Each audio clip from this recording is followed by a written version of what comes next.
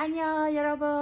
딸립니다.တနည်းဒီနေ့ကိုရီးယားဇက်ကားလေးတစ်ခုကိုညွှန်ပြပေးသွားမှာဖြစ်ပါတယ်ဆိုတော့ဒီဇက်ကားလေးကိုဘယ်လိုလူတွေကြည့်တင်တယ်လဲဆိုတာအရင်ဆုံးပြပြမယ်ဘယ်လိုလူတွေကြည့်တင်တယ်လဲဆိုလို့ရှိရင်ကလေးမွေးထားတဲ့မိခင်တွေဖခင်တွေကြည့်ကိုကြည့်တင်တယ်ကြည့်တဲ့ဇက်ကားလေးပေါ့နော်ဒါကြောင့်မို့လို့လေဒီဇက်ကားလေးကိုညွှန်ပြပေးချင်တာပါပထမတော့တနေ့တို့ဒီဇက်ကားကိုကြည့်တဲ့အချိန်မှာထွေလာလေးတွေကြည့်တဲ့အချိန်မှာလဲတာမန်အကြောင်းနဲ့အကျန်းဖတ်တဲ့ပေါ့နော်အကြောင်းသားချင်းချင်းအကျန်းဖတ်တဲ့ဇက်ကားလေးတစ်ခုလို့ပဲထင်တာဒါကကိုရီးယားကားတွေအတွက်ဆိုလို့ရှိရင်မထူးဆန်းတော့ကွာသိတယ်မလားမထူးဆန်းတော့ကိုရီးယားလက်ထားမျိုးတွေရိုက်တာများနေပြီဆိုတော့တိတ်ထူးဆန်းတော့မဟုတ်ပါဘူးဆိုပြီးတော့မကြည့်ဘဲနဲ့နေတယ်ပေါ့နော်ဒါပေမဲ့new feed မှာတက်လာတဲ့အခါကျတော့ဘာပဲဖြစ်ဖြစ်ကြည့်လိုက်မယ်လေဆိုပြီးတော့ Telegram မှာ down ပြီးတော့ကြည့်လိုက်တဲ့အခါမှာရှင်ထဲမှာခန်းစားချက်လေးတစ်ခုဖြစ်သွားတယ်အဲ့ဒီဟာလေးကိုပြောပြခြင်းလို့လဲအခုဒီဗီဒီယိုလေးကိုရိုက်ဖြစ်တာပေါ့နော်ဆိုတော့ဒီဇက်ကားကတကယ်ကို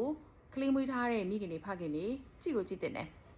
ကြည့်တင်ပါတယ်တာမန်ကျောင်းတွင်းမှာအကျန်းဖတ်တဲ့ဇက်ကားတစ်ခုထက်ပိုလွန်ပြီးတော့ခန်းစားလိုက်ရတယ်ကွာခန်းစားလိုက်ရတယ်အဲ့ဒါကြောင့်မို့လို့လဲဒီဗီဒီယိုလေးကိုရိုက်ပြီးတော့ကြည့်ပြအောင်ကြည့်စေခြင်းတဲ့အတွက်ပြမယ်ဆိုပြီးတော့ရိုက်ဖြစ်လိုက်တာပါဒီမှာဘယ်လိုလဲဆိုတော့ပထမပိုင်းမှာကတော့ဒီလိုပဲအကျန်းဖတ်တယ်ပေါ့နော်တယောက်နဲ့တယောက်အားနေတဲ့သူကိုအားကြီးတဲ့သူကအကျန်းဖတ်တယ်ပြီးတော့လို့ရှိရင်တယောက်ထဲနေတဲ့သူကိုအုပ်စုလိုက်နဲ့အကျန်းဖတ်တယ်ဒါအကြောင်းရင်းတွေမှာလည်းဖြစ်နေကြ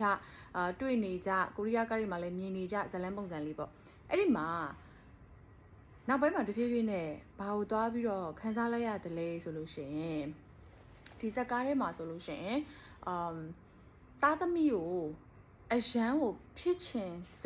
စ်စေခြင်းစိတ်ကြီးမားတဲ့မိဘတွေရဲ့အတ္တကိုသွားတွေ့ရတယ်။တနင်္လာမြန်မာနိုင်ငံမှာဆိုလို့ရှိရင်လည်းရှိကြတယ်ကွာ။ကိုသားသမီးကပကြီးဆွဲခြင်းတယ်။ဒါပေမဲ့မိဘကြတော့မရဘူးတန်းထဲမှာအဆင့်1ရကိုရရမယ်။ပကြီးဆွဲတာကိုလုံးဝလက်မခံဘူး။လုံးဝပကြီးမဆွဲရဘူး။ပုံနေလုံးဝမဆွဲရဘူး။အဲ့လိုမျိုးတားမြစ်တဲ့မိဘတွေရှိတယ်။ဒါတနင်္လာမြန်မာနိုင်ငံမှာတနင်္လာကိုယ်တိုင်လည်းငယ်တော့ဆိုလို့ရှိရင်တနင်္လာဆိုပကြီးဆွဲတာအရန်ဝဒနာပါတယ်။ဒါပေမဲ့အိမ်ကမရဘူးပကြီးမဆွဲရဘူး။စာပဲလုပ်အဲ့လိုမျိုးပေါ့နော်ဆိုတော့ဒီဇက်ကားထဲမှာဆိုလို့ရှိရင်လေတကယ်မိဘတွေရဲ့အတ္တကိုတွေ့ရတယ်မိဘတွေကကွာသူတို့ဖြစ်ချင်တာပဲသိတယ်သူတို့ဖြစ်စေချင်တာပဲသိတယ်သားသမီးပေါ်မှာ supporting မပေးဘူးမဟုတ်ဘူး supporting ပေးတယ်ဆိုတာကွာအကြောင်းကောင်းထားရတယ်ကောင်းစားရတယ်ကောင်းနေရတယ်ကျူရှင်ကောင်းထားပေးတယ်ခလေးရဲ့ခံစားချက်ကိုကြည်လားဆိုတော့ခလေးရဲ့ခံစားချက်ကိုကြတော့မကြည့်ဘူးကိုသားသမီးကဘာဖြစ်ချင်တာလဲအခုဒီလိုစီးပေါင်ကြီးနဲ့ထားမယ်ဆိုလို့ရှိရင်ကိုသားသမီးကလိုက်ကောလိုက်နိုင်ရဲ့လားအစင်ရောပြေရဲ့လားအဲ့ဒီလိုမကြည့်တဲ့မိပါတယ်အများကြီးပဲအခုဒီဇက်ကားထဲမှာလည်းအဲ့လိုပုံစံမျိုးကိုတွေ့ရတယ်အဲ့လိုပုံစံမျိုးကိုတွေ့ရတယ်ဆိုတော့တနင်္လာမြန်မာနိုင်ငံမှာလည်းဒီလိုပုံစံမျိုးနဲ့မိဘတွေလည်းတွေ့ရတယ်လို့ကျောင်းသားတွေလည်းတော်တော်များများတွေ့ရတယ်ချို့ကျောင်းသားတွေကကွာကလေးတွေဆိုတာကငငယ်တွေကသူတို့ဝါသနာပါတတ်တဲ့အရာလေးတွေရှိတယ်ဥပမာဒါအနုပညာဝါသနာပါတဲ့သူဆိုလို့ရှိရင်လည်းအနုပညာပေါ့နော်ဂီတဝါသနာပါတဲ့သူဆိုလည်းဂီတပကြီးဆိုလည်းပကြီးအဲ့ဒီလိုမျိုးလေးတွေသူတို့တွေကဝါသနာပါတာလေးတွေရှိတယ်ဒါပေမဲ့မိဘတွေကကြတော့မဟုတ်ဘူးဆရာဝန်ပဲလောက်ကမယ်မဟုတ်ဘူးတန်းထဲမှာအစစ်1ရရမယ်အစစ်1ရကိုရရမယ်လုံးဝအမှတ်ရောက်လို့မရဘူးအမှသားသမီးကိုရိုက်မယ်နှက်မယ်စူမယ်စောင့်မယ်စက်ရုပ်ကြီးတရုပ်လိုပဲကွာသိရမလား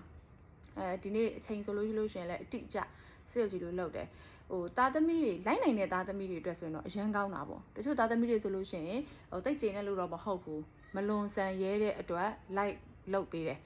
အဲ့လိုလိုက်လုပ်ပေးနိုင်ရင်လည်းတကယ်ထူးချွန်ထက်မြက်သွားကြပါတယ်တကယ်ထူးချွန်ထက်မြက်ပြီးတော့တကယ်ကိုအရန်တော်တဲ့ဆရာဝန်ကြီးတွေအင်ဂျင်နီယာကြီးတွေဖြစ်သွားတဲ့သူတွေလည်းအများကြီးပဲဒါပေမဲ့မိဘကအရန်ဖြစ်ချင်တဲ့စိတ်တွေပြင်းထန်အတ္တတွေပြင်းထန်နေတာကိုမလိုက်နိုင်ဘဲနဲ့ကိုတက်သေးသွားတဲ့ចောင်းသားတွေကိုတက်သေးသွားတဲ့ကလေးငယ်တွေလည်းအများကြီးရှိတယ်အဲ့တော့မိဘတွေအနေနဲ့စဉ်းစားမှာကြတော့ကိုက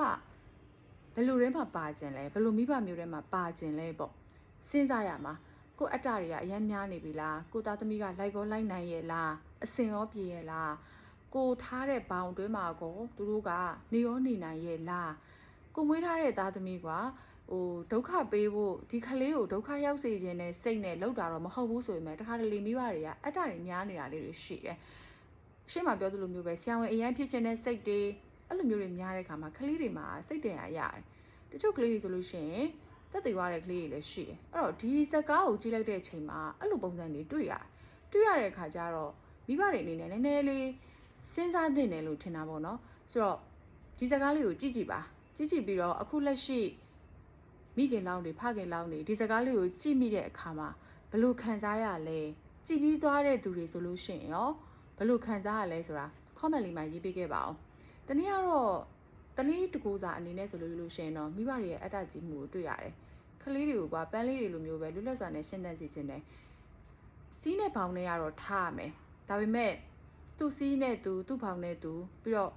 ကိုမွေးထားတဲ့သားသမီးကသူတို့ဖြစ်ချင်တာလေးတွေလည်းပေးလုပ်မယ်စီးနဲ့ဘောင်လေးနဲ့လည်းထားမယ်အဲ့လိုမျိုးတဟဇာတာဖြစ်ကလေးနဲ့ချစ်ခင်လေးသွားတာမျိုးပို့ပြီးတော့တနည်းဆိုလည်းသဘောကျတယ်အရန်အိမ်ကွာသိရမလားဒါအလုပ်ကိုလုပ်ရမယ်ဖြစ်ရမယ်ဆိုတော့အတ္တကြီးတွေနဲ့ကလေးတွေပေါ်မှာဆက်ဆံနေမိပါမျိုးတော့တနည်းတော့အဆင်မပြေဘူးအဲ့တော့ဒီစကားလေးကိုမိဘတွေကြည့်ပြအောင်ကြည့်ပါကြည့်ပြီးဆိုလို့ရှိရင်ဘယ်လိုခံစားရလဲကိုဆိုလို့ရှိရင်ရောကိုသားသမီးပေါ်မှာဘယ်လိုပုံစံမျိုးနဲ့ထိန်းချောင်းမလဲဆိုတာလေးကို comment လေးမှာရေးပေးခဲ့ပါအောင်မိဘမဟုတ်ပေမဲ့လည်းဒီစကားကြည့်ပြီးတဲ့သူတွေရောဘယ်လိုခံစားရလဲဆိုတာ comment လေးမှာရေးပေးခဲ့ပါအောင်မိဘတွေကတော့ကြည့်ပါလို့တနည်းကတော့ညွှန်ပေးလိုက်ပါတယ်နော်ကဲနောက်ထပ်အစီအစဉ်တွေမှာပြန်ပြီးတော့ဆုံတွေ့ပါမယ် bye bye